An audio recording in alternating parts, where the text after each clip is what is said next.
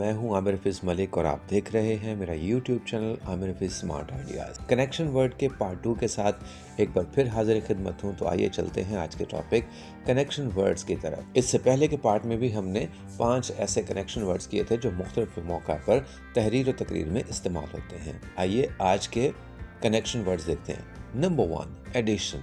जब आप अपनी बात में अपने सेंटेंस में इजाफा करना चाहते हैं तो ये अल्फाज इस्तेमाल करते हैं और इनकी मिसालें हैं furthermore, in addition, as well as. तो ये तीनों अल्फाज जो हैं वो एडिशन के लिए इस्तेमाल होते हैं। नंबर 2, कंपैरिजन, यानी मवाजना करने के लिए ये अल्फाज इस्तेमाल होते हैं और आपकी तहरीर और तकरीर में आप इन्हें बआसानी मवाजना के लिए इस्तेमाल कर सकते हैं।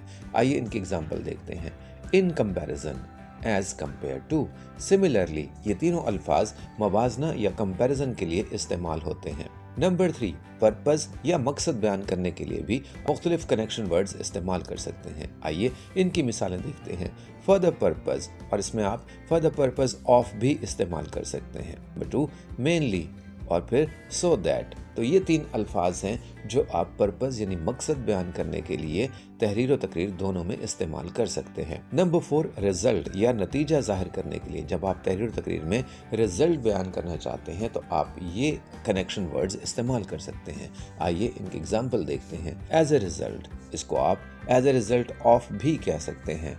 Consequently, with the result that. तो ये 3 एक्सप्रेशन हैं जो आप रिजल्ट या नतीजा बयान करने के लिए इस्तेमाल कर सकते हैं। नंबर 5, एम्फेसिस, यानी जोर देना, ताकीद करना। इनकी मिसालें हैं अनडाउटेडली, इंडीड, स्पेशली। तो ये 3 अल्फाज हैं जब आप किसी बात पर जोर देते हैं तहरीर और तकरीर में तो इन अल्फाज को इस्तेमाल कर सकते हैं। मैं उम्मीद करता हूँ आज की वीडियो आपके लिए बहुत ही फ़ायदेमंद साबित होगी।